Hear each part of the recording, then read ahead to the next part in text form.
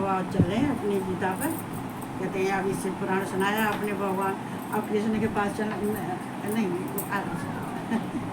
अब ये बेटा है, आज कह रहा आज मैं पूरा सुनूंगा।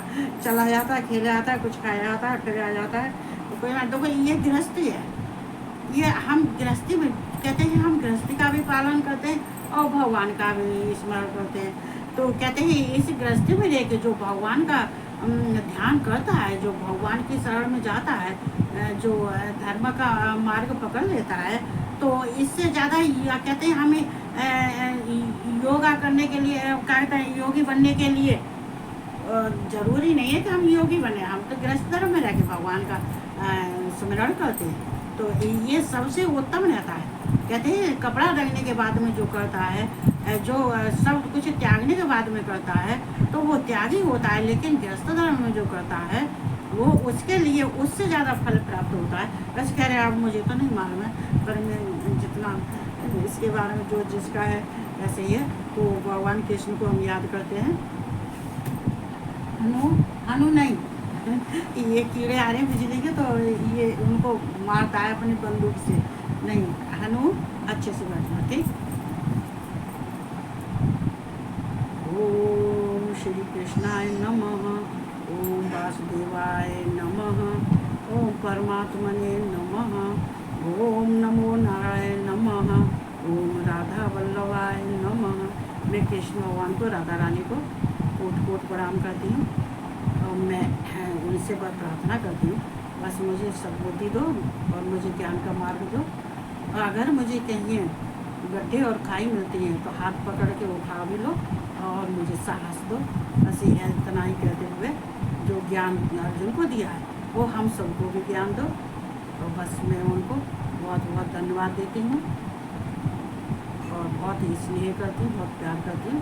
तो ये भगवत गीता चलते हैं हम सब, चूँकि भगवान को कृष्ण को तो प्यार नहीं करता, वो नहीं करता, सभी करते हैं, प्यार तो करते हैं, तो प्यार लाग नहीं है, प्यार लाग नहीं है। तो चलते हैं। तो कल हमने सुनाया था आ ब्रह्म भवनान लोका पुनरावर्तन नो अर्जुन मामुपेत तो कौनते पुनर्जन्म न विद्यते। हे अर्जुन, ब्रह्म लोक पर्यंत सब लोग पुनरावर्ती हैं, परंतु हे कुंती पुत्र मुझको प्राप्त होकर पुनर्जन्म नहीं होता है। देखो यहाँ पे जो ब्रह्म लोक का कहा है, यहाँ भूलोक से लेके ये ब्रह्म लोक तक, इसको सतलोक भी कहते हैं, सतलोक भी कहते हैं। तो यहाँ तक जितने लोग हैं तो सबका कहते हैं ये स्वर्ग किसी को मिल जाता है, वो लोक मिल जाता है, और तो वहाँ से ये शिव का लोक मिल जाता है, तो वहाँ से फिर वापस नहीं आते हैं। तो मुझको प्राप्त होकर पुनर्जन्म नहीं होता है, और जो मुझको प्राप्त कर लेता है तो उसका तो पुनर्जन्म होता नहीं है। तो कोई ये तो सबको ही मालूम है। तो भगवान ने जिसका हाथ पकड़ लिया है, भगवान ने जिसको अपने में व्याप्त कर रखा है, तो उसको तो फिर पुनर्जन्म लेने का कोई मतलब होता ही नहीं है। क्योंकि मैं कालातीत हूँ, देखो मैं हर एक युग में था, और मैं हर एक आदि में भी था, मध्य में था, अंत था, कालातीत था, और चारों युग में भी मैं ही था। और ये सब ब्रह्मांड के लोक काल के द्वारा सीमित होने से अनित है। इनमें तो ये जितने भी हैं कहते हैं ये काल, ये समय, देखो यहाँ पर काल को समय भी कहते हैं और काल भी कहते हैं, लेकिन यहाँ पर काल समय के किया लोक कहते हैं, लोक काल के द्वारा सीमित होने से अनित है। मतलब ये समय के द्वारा सीमित होने से, जैसा समय होता है, जैसा चूँकि अब आएगा ब्रह्मा का समय, तो ये ब्रह्मा के बारे में कहा जा रहा है। अर्जुन कह रहे हैं सहस्त्र युग पर्यंत महर ब्रह्मणो विदो है, रात्र में युग सहस्त्रांताम ते अहोरात्र विदो जना। ब्रह्मा का जो एक दिन होता है वो 1000 वर्ष का ये चतुर्युग की अवधि वाला, और रात्र को भी 1000 चतुर्युग की अवधि वाला जो पुरुष तत्व से जानते हैं वे योगीजन काल के तत्व को जानने वाले हैं। देखो ये समय काल, ये समय जो ब्रह्मा का जो एक दिन होता है वो 1000 वर्ष का होता है, और जो ब्रह्मा की रात होती है वो भी 1000 वर्ष की होती है। तो यहाँ पर जो कहा है अवध वाले जो पुरुष तत्व से जानते हैं, इसमें अवध वाला तो ये सुसुप्त जो ब्रह्मा दिन में रात में ये सो जाते हैं, कहते हैं सुसुप्त अवस्था में होते हैं, तो ब्रह्मा जो है और तो दिन में रात में तो ये इनमें सब विलीन हो जाते हैं। और कहते हैं रात को भी 1000 चतुर्युग आदि वाला जो पुरुष तत्व से जानते हैं वे योगी जन जो समय को जानता है, जो ब्रह्मा के समय को जानता है कि ब्रह्मा का रात में सबको प्रकट करते हैं और दिन में सबको विलय करते हैं, तो ये समय के अनुसार जो चलता है, जो ब्रह्मा का समय है, जो ब्रह्मा के समय को जानता है, तो वो फिर परेशान नहीं होता है, न कोई परेशान नहीं पड़ता। जो योगी जन तो हमेशा समय के अनुसार चलते हैं, काल के अनुसार चलते हैं। ये ब्रह्मा क्या है? ये ब्रह्मा जो सृष्टि करता होते हैं, ये ब्रह्मा सृष्टि की ये सूक्ष्म, ये कहते हैं सूक्ष्म से सूक्ष्म, ये ब्रह्मा का स्वरूप होता है, सूक्ष्म से सूक्ष्म होता है। और जब सृष्टि करते हैं तो ये और सृष्टि अपने अंश से अपने शरीर से सृष्टि करते हैं, और जब विलय होता है तो ये अपने अंदर ही करते हैं। लेकिन इंसान वो ही होता है, और जो विलय के समय पे होता है, विलय होने के बाद में भी जो इंसान उत्पन्न ब्रह्मा से होता है, तो उस समय भी वो वैसा ही होता है। ये समझ लो, ये होता है जैसे कि कोई पिक्चर चल रही है, पर्दे के पीछे पिक्चर है, लेकिन जो पिक्चर के जो कलाकार हैं जो वो करते हैं, तो कहते हैं कि जो पर्दे के पीछे होते हैं तो वही तो होते हैं, पर्दे के आगे फिर वो आते हैं तो फिर पर्दे के आगे भी तो वही होते हैं। तो कहते हैं ये ब्रह्मा का वही है। तो यहाँ अव्यक्तः सर्वाः स प्रवन्नतः राग में रात्रियाग में प्रलयन्ते तत्रैव वाक्तः सजगते। देखो यहाँ पे ये संपूर्ण चराचर जगत, कहते संपूर्ण चराचर भूतगण ब्रह्मा के दिन के प्रवेश काल में अव्यक्त से। देखो यहाँ अव्यक्त क्या है? ये अव्यक्त है जो नष्ट होने वाली चीज है।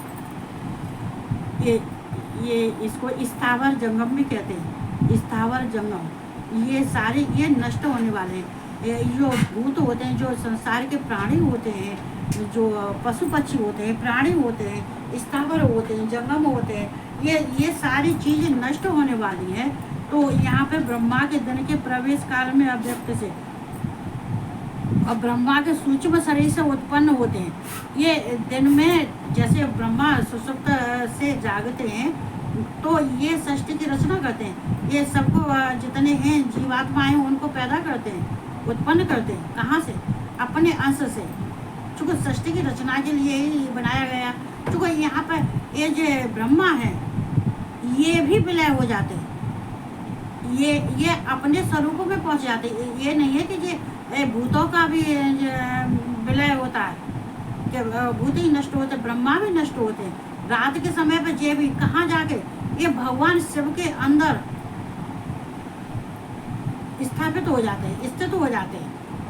चूँकि ये इनका भी ये भी नष्ट हो जाते, ब्रह्मा भी नष्ट होने वाले हैं। जीव जंतु वहाँ स्थावर जंगम है ये सब। तो ब्रह्मा के शरीर से कहते हैं दिन में ये उत्पन्न होते हैं और रात में उन्हीं में विलीन हो जाते हैं। तो और ब्रह्मा की रात्रि के प्रवेश काल में उस अव्यक्त नामक ब्रह्मा के सूक्ष्म शरीर में ही लीन हो जाते हैं। सूक्ष्म शरीर में ही ये लीन हो जाते हैं। ये सूक्ष्म शरीर ब्रह्मा का, ये सूक्ष्म नहीं है, सूक्ष्म से सूक्ष्म भी है, ये स्थूल नहीं है। तो इन्हीं में विलीन, हाल ये ब्रह्मा भी विलीन हो जाते हैं, ब्रह्मा भी नष्ट हो जाते हैं, ये भगवान शिव में विराजमान हो जाते हैं, स्थित हो जाते हैं।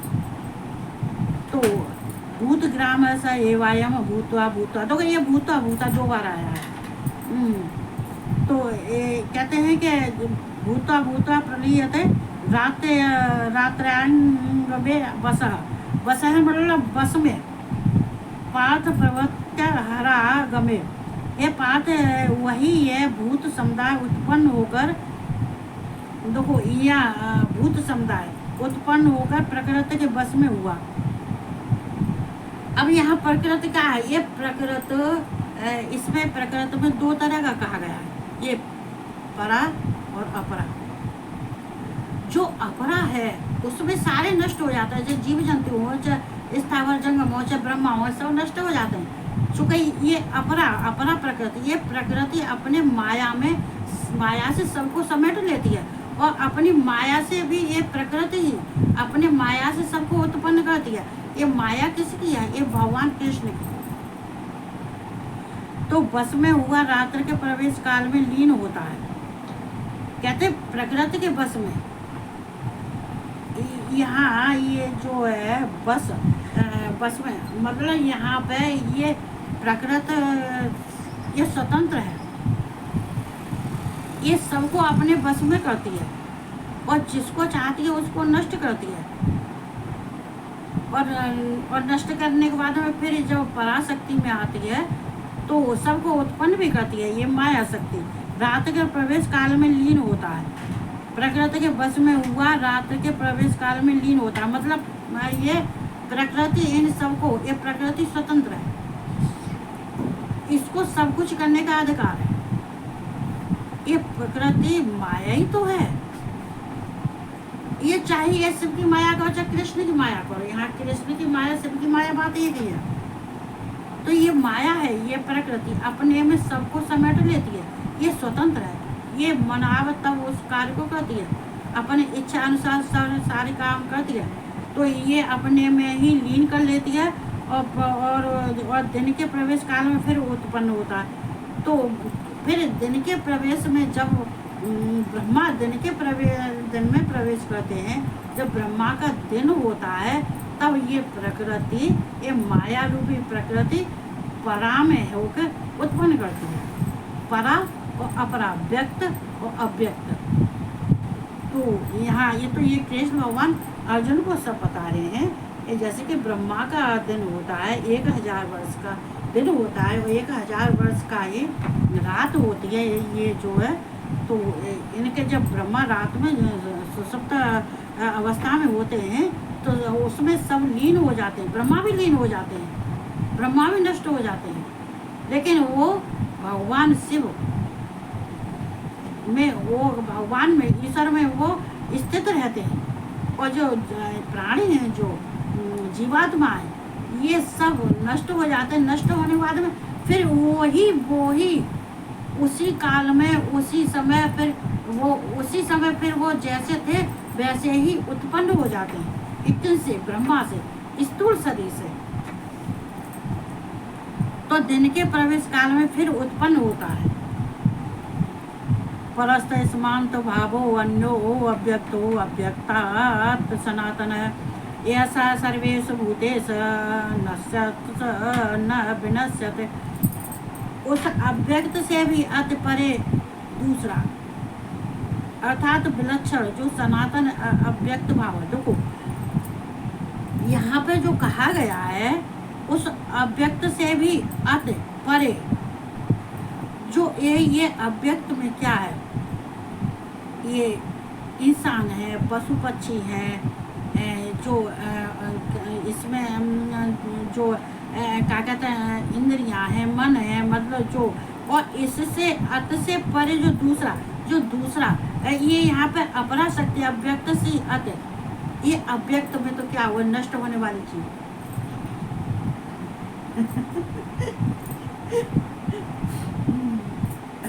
बस यही श्लोक और बोलूँगी बस। ये जो है बहुत अच्छा बोल रही नानी, बहुत अच्छा।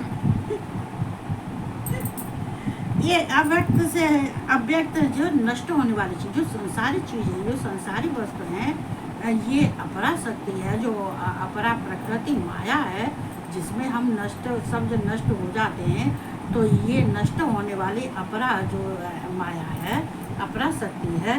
तो इससे भी जो परे है, परा, जो परा शक्ति है, अर्थात दूसरा विलक्षण, जो सनातन अव्यक्त भाव है, जो कहते हैं जो सनातन है, जिनके भाव, जिनके कहते हैं इनके विचार, इनके भाव बहुत विलक्षण होते हैं, जिनके भाव विलक्षण होते हैं, वो सनातनी होते हैं। तो वो सनातनी कौन होते हैं?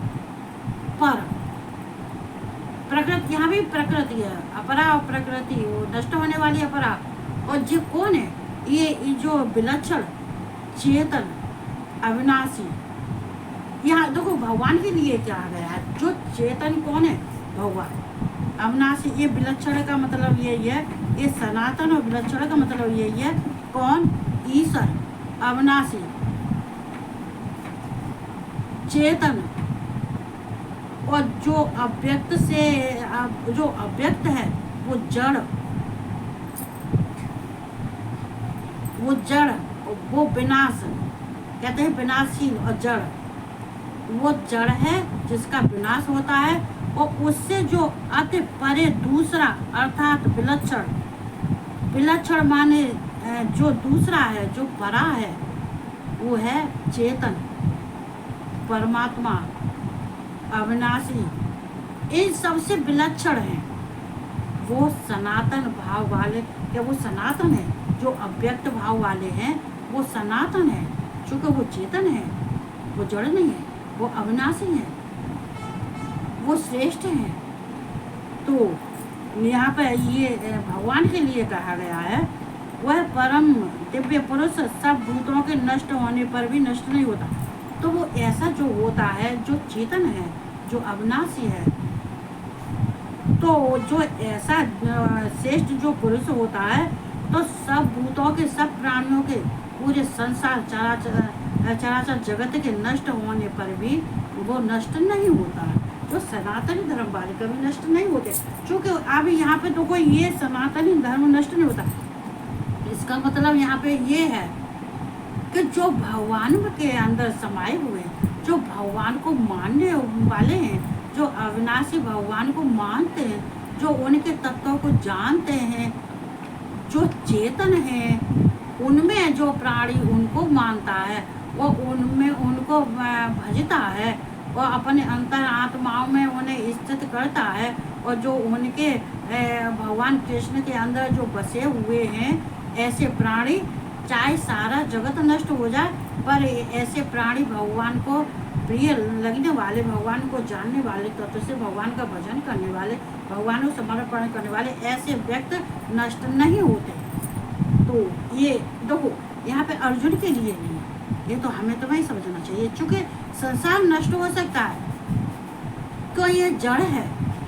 लेकिन ये जड़ से अगर भगवान को हम प्यार करते हैं, भगवान को हम तत्व से जानते हैं, अगर भगवान की सेवा करते हैं, तो इन जड़ से, जड़ तो नष्ट है, अव्यक्त जो हैं, जो प्राणी हैं, जो जीव जंतु हैं, ये सब हैं, ये जड़ हैं, ये तो नष्ट हो सकते हैं। लेकिन जो पराशक्ति है, चेतन, अविनाशी, स्वतंत्र, ये परमात्मा, ये जो भाव परमात्मा को गया है, ये भाव सनातन भाव, ये परमात्मा के लिए कहा गया है। जो परमात्मा में लीन है, जो परमात्मा में ध्यान लगाता है, तो सारा संसार नष्ट होने के बाद में भी लेकिन वो व्यक्ति नष्ट नहीं होते, ऐसे व्यक्ति नष्ट नहीं होते जो भगवान को जानते हैं। अव्यक्त अक्षर इस्तमाव है परमागत यम प्राप्य न निवर्तन्ते तद्वाम परमम मम। जो व्यक्त अक्षर इस नाम से कहा गया है, उसी अक्षर नामक अव्यक्त भाव को परम गति कहते हैं, तथा जिस सनातन अव्यक्त भाव को प्राप्त होकर मनुष्य वापस नहीं आते हैं, वो मेरा परम धाम है। तो कोई यहाँ पे अक्षर, ये अक्षर जो है, इसमें पीछे भी क्षर और अक्षर इसमें पीछे भी कहा गया है। जो अधियज्ञ में, अधियज्ञ जो कहा गया है, पीछे श्लोकों में कहा गया है, इसी में 8वें अध्याय में, ये अक्षर भगवान को है। एक अक्षर भगवान का, एक अक्षर का नाम है ब्रह्म, ये परम अक्षर है। ये यज्ञ जो अधियज्ञ हैं, जो हिरण्य गर्भमय है, हिरण्यमय है, और जो भगवान आदि यज्ञ हैं, ये पिछले श्लोकों में कहा गया है, जो सबके आत्माओं में रहते हैं, जो आदि यज्ञ हैं, जो सबके आत्माओं में रहते हैं। आदि यज्ञ क्या मतलब जो है कि उनने अपने बुरों विचारों का अपने आत्मा की अग्नि में सब भस्म कर देते हैं। तो वहाँ जब भस्म सब हो जाता है तो वहाँ भगवान ही केवल रहते हैं। तो वो अंतर्यात्मा में अधिक भगवान रहते हैं। और ऐसे को एक अक्षर वाले कहते हैं, जो कभी नष्ट न होने वाले, इस नाम से कहा गया है। अव्यक्त अक्षर नाम से कहा गया है। उसी अक्षर नाम अव्यक्त भाव को परमगत कहते हैं। और उसको परमगत का मतलब क्या है? वो भगवान की गति को कहते हैं परम गति। परम किसको? ये यहाँ पे परम भगवान को कहा गया, कृष्ण को कहा गया है परम। तो यहाँ ये परम शब्द ये जो है भगवान के लिए है। तो भगवान कहते हैं कि अव्यक्त भाव को परमगत कहते हैं। जो अव्यक्त भाव होता है, जिसको परमगत मतलब जो अक्षर भगवान के लिए गया, जो कहते हैं परम अक्षर, जो प्रथम अक्षर श्रेष्ठ अक्षर होता है। तो ये भगवान का है, जो कभी नष्ट नहीं होने वाला है, जो अविनाशी है, जो नष्ट होने वाले नहीं है। तो उस भाव, तो उनके भाव में अपने को प्रकट करते हुए, उनके भाव को अपने हृदय में ध्यान करते हुए, अपने चिंतन से, अपने मन से चिंतन करते हुए जो परमगत को कहते हैं, तो उस भाव में परमगत को, तो वो परमगत को, श्रेष्ठ गति को प्राप्त होता है, भगवान की गति को प्राप्त होता है। ये सोचो, भगवान के धाम को प्राप्त होता है। तथा जिस सनातन अव्यक्त भाव को प्राप्त होकर मनुष्य वापस नहीं आते। ये सनातन धर्म, ये जिस सनातन, तो ये सनातन भी भगवान को जाता है, अव्यक्त भाव को। जो भगवान को मानने वाले हैं, जो सनातन धर्म को मानने वाले हैं, जो भगवान से प्यार करते हैं, तो उससे कहते हैं भगवान के अपने भावों को भगवान के लिए प्रकट करते हैं, किसी अन्य जीव के लिए प्रकट नहीं करते, किसी और देवता के लिए प्रकट नहीं करते। तो ऐसे मनुष्य फिर मेरे धाम जाके वापस नहीं आते। तो ये भगवान का सवाल, ये भगवान कह रहे हैं अक्षर ये ब्रह्म से है, आदि यज्ञ, अक्षर आदि यज्ञ। आदि यज्ञ माने परमात्मा भगवान सबके आत्माओं में रहते हैं, और जो श्रेष्ठ रहता है तो उसकी आत्मा में बहुत रहते हैं। तो मैं आज इसमें कहते हैं ये बोलूँगी। तो भगवान को कहते हुए, भगवान के बारे में बोलते हुए मैं यहीं पर विराम देती हूँ। और चूँकि ये मेरा बच्चा नहीं है, ये कीड़े आए तो ये झाड़ू से कीड़े मार रहा है। तो आज ऐसे, तो हमें भगवान के अक्षर, ये अक्षर भगवान के लिए बोला गया है, और भाव भी भगवान के लिए बोला गया है, और परम गत, ये भी गत भगवान कहते हैं कि फिर वो जिसको उसकी परम गति होती है, ये भगवान की प्राप्ति होती है, ये भगवान का धाम प्राप्त होता है। जो भगवान को भजता है, जो कहते हैं अपने अंतर आत्मा को क्लीन करके भगवान को स्थान देता है। क्योंकि भगवान का कहाँ है? भगवान का मंदिर, भगवान का धाम कहाँ है? हमारे अंतर आत्मा, जहाँ हमारी प्राण है, जो प्राण वायु, हम जो प्राण वायु से भगवान को भजते हैं, जो वायु से कहते हैं प्राण वायु, जो हम ऊपर सहस्त्र चक्र तक को ले जाते हैं। तो हम, ये प्राण वायु किसकी है? ये कृष्ण की है, ये शिव की है। ये शिव और कृष्ण को कहते हैं क्या? आत्मा, ये प्राण, आत्मा ही परमात्मा है। तो यहाँ बस मैं आज इतना ही बोलूँगी। तो कहते हैं हम सबको देखो, मुझे भी ज्ञान होता जाता है। तो हम कहते हैं भगवान की गीता पर जो चलते हैं, जाते हैं, भगवान के वचनों पर जाते हैं, जो भगवान की वाणी का उनका ग्रहण करते हैं, जो भगवान की वाणी को ग्रहण करते हैं, जैसे अर्जुन करते हैं, तो देखो तुम्हें कोई नुकसान तो नहीं है ना। कहते हैं कि तुम हमेशा हमेशा के लिए किसी बंधन में नहीं बंधोगे, किसी बंधन से नहीं। कहते नहीं, किसी के आत्माओं से तुम नहीं बंधने वाले हो। कोई अगर तुम्हारे साथ में कितना भी कोई गलत आदमी होगा, कितना भी गलत करेगा, लेकिन भगवान कहता है मैंने तुझे थाम लिया, मैंने तुझे पकड़ लिया, अब तेरा कोई कुछ नहीं कर सकता, तेरा कोई बाल वाक़ई भी नहीं कर सकता है। क्योंकि तू अब माया, प्रकृति, ये कौन सी है? परा, अपरा नहीं, परा। अब तू पराशक्ति है, चूँकि जो भगवान कहते हैं अपना स्वरूप दे देते हैं। ये कहते हैं भगवान, जब भगवान का भजन करने वाला जो होता है, तो जो भगवान तो अविनाशी है और कभी उनका नाश नहीं होता है। भगवान अविनाशी है, परम ब्रह्म है, परमेश्वर है। तो बस वो भक्त भी वैसा ही हो जाता है, उसका भी कभी नाश नहीं होता है। भगवान के भजने वाले का, भक्त का कभी नाश नहीं होता है। तो हमें भगवान की शरण में चलना चाहिए। और हम बहुत कुछ कहते हैं कि आज मेरा बच्चा, आज सारे कीड़े, वो बाहर से बिजली के कीड़े आ जाते हैं, तो बार बार मुझसे कह जाता है, नानी बहुत अच्छा सुना रही हो, नानी ऐसे ही सारे करता है, बहुत अच्छा सुना रही हो। वो हनु हनु हनु इधर आइयो, इधर आओ। देखो आज मैं अपने बच्चे को जा, इधर आओ हमारे पास, इधर ये आओ, ये आओ। चलो आज मैं अपने बच्चे को मेरा बच्चा देखो ये बहुत होशियार बच्चा है, एक मेरा नाती वो होशियार है। अब इसकी आप सीटी बजाएंगे, कहते हैं शंख बजाने की जरूरत नहीं, मेरा बच्चा बहुत अच्छी सीटी बजाता है। बच्चा सीटी बजा के दिखाना अच्छे से। इधर आओ, गोदी में आओ, या गोदी।